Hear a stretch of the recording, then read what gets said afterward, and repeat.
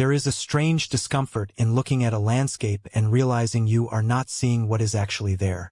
We tend to trust our eyes, assuming that if something is green, vast, and silent, it must be wild. For centuries, we looked at the Amazon basin and saw an absolute, untamed wilderness. A green ocean, endless and indifferent to human history.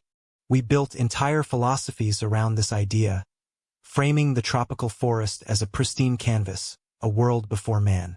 But our vision was always limited by the surface of things. We mistook the cover for the story, took light to break the illusion.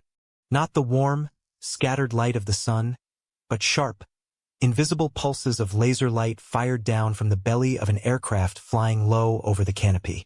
Hundreds of thousands of light pulses per second, piercing the microscopic gaps between leaves and branches. Most of the light bounces off the top of the foliage, caught by the dense emerald ceiling.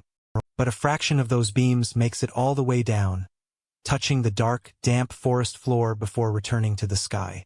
When a computer strips away the trees from that data, deleting the forest point by point, the ground begins to speak. What emerges from the shadow is not an undulating, featureless wilderness. It is geometry.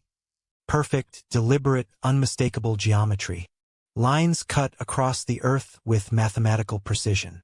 Sunken plazas, circular earthworks, massive raised causeways stretching for miles across floodplains, connecting one settlement to another like an ancient highway network. What we once dismissed as isolated riverbank villages were actually nodes in a vast, low-density urban constellation. These were not primitive camps built by nomadic bands struggling to survive in a hostile environment.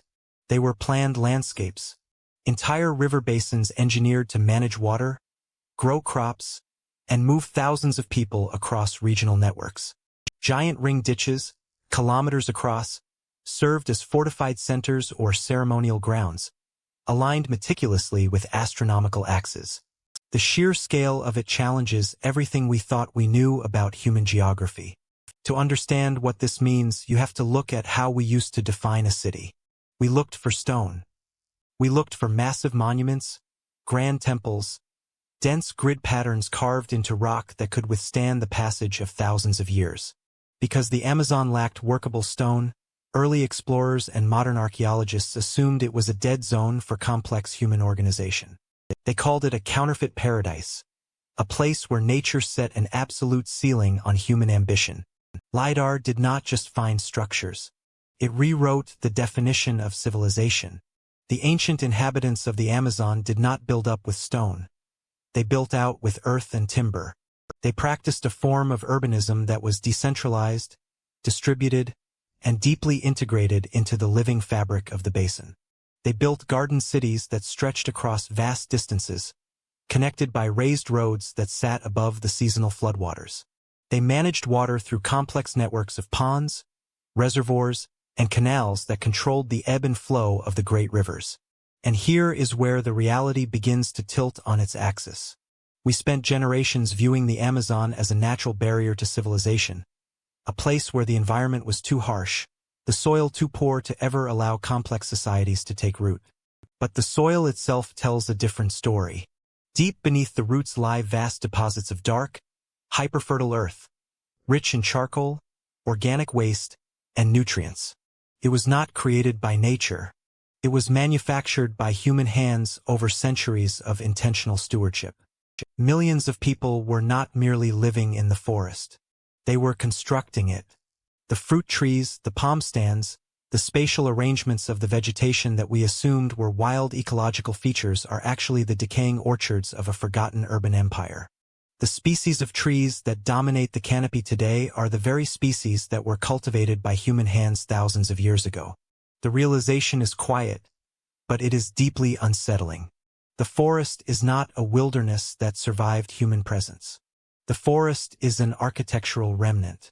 The Amazon canopy is not a pristine shield protecting a virgin earth. It is an overgrown shroud covering a colossal, abandoned ruin. What we thought was the ultimate symbol of untouched nature is actually an industrial landscape that collapsed 500 years ago and was swallowed whole by the very crops its engineers planted. When you fly over the canopy today, all of that geometry disappears again beneath a continuous sea of leaves. The forest has reclaimed its infrastructure, turning earthen walls into gentle hills and causeways into subtle ridge lines. But the light has already seen through it. The green veil can never be drawn shut again in our minds.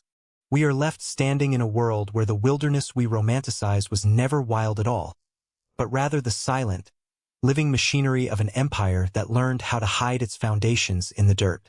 It brings you back to a very grounded, quiet realization about how we perceive the world around us.